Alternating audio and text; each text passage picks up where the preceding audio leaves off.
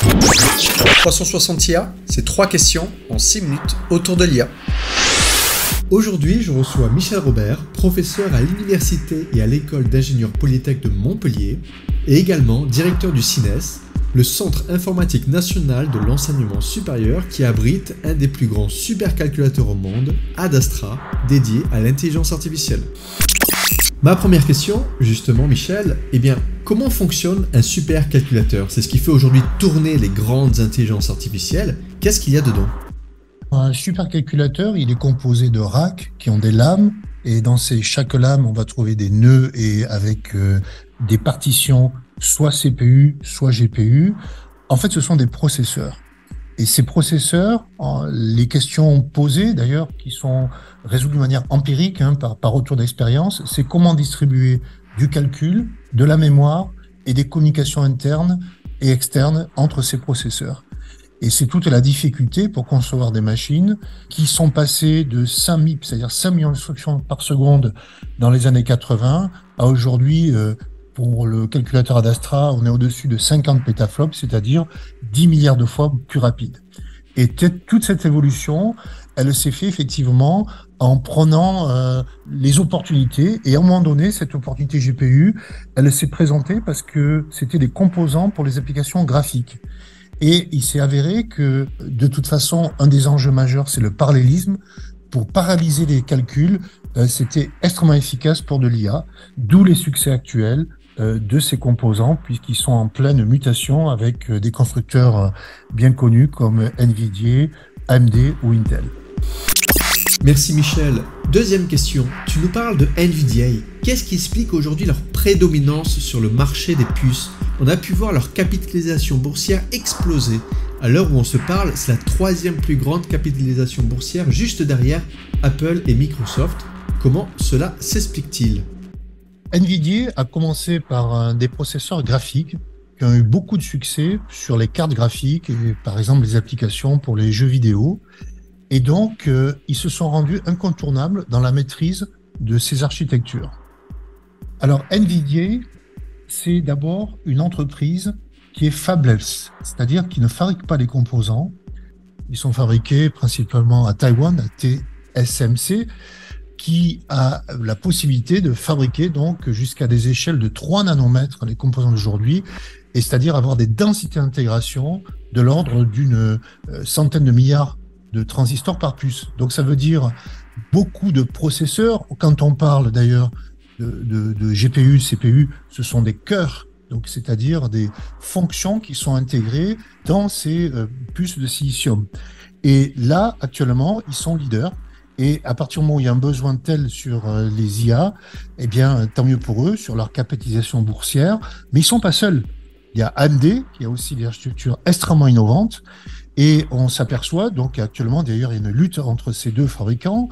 NVIDIA, c'est les B200, AMD, c'est les MI300. Et tous ces puces équipent, bien sûr, les plus gros ordinateurs. Le plus gros ordinateur au monde actuellement, c'est El Capitan, qui va sortir équipé de puces AMD à 2 exaflops pour la puissance de la machine.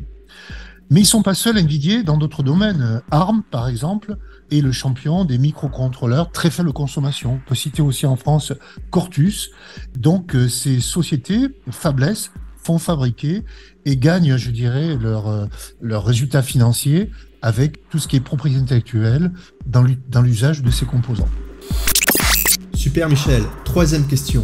On sait aussi que les IA, et donc les supercalculateurs qui sont derrière, sont très énergivores, qu'ils ont un impact négatif sur la planète. Quel est ton avis sur le sujet et quelles sont tes préconisations pour l'avenir? Si on repart sur la machine Adastra, elle est composée de 2 partitions, CPU, GPU. Et ces GPU, on va les compter, on va parler de milliers de GPU.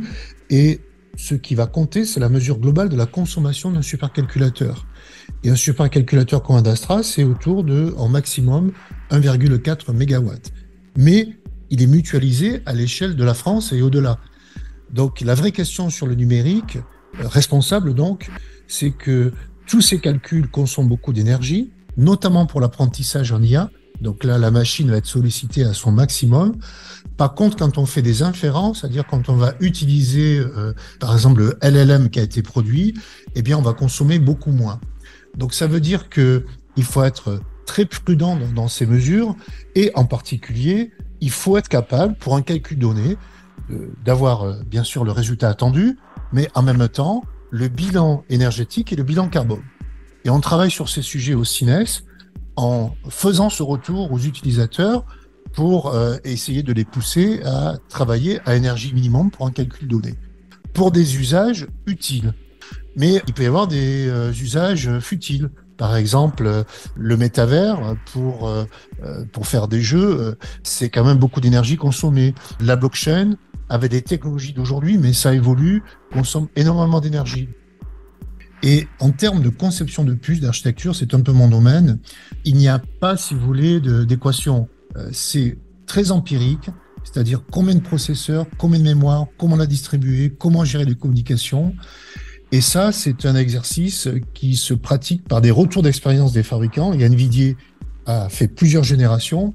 Et donc, bien sûr, aujourd'hui, c'est intégrer le maximum de performance à énergie minimum. De toute façon, à un moment donné, c'est plus, il faut les alimenter. Il y a des questions physiques, il y a des limitations.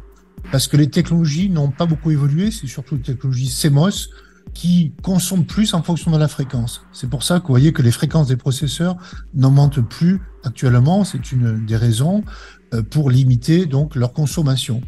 Et donc, toute l'astuce, c'est de vérifier l'adéquation entre une architecture et ensuite donc l'utilisation, donc les besoins des utilisateurs. Et ce qu'il y a de difficile en IA, c'est qu'il y a plusieurs applications avec des sollicitations extrêmement différentes. C'est toute une chaîne. Les puces ne sont qu'un élément de cette chaîne.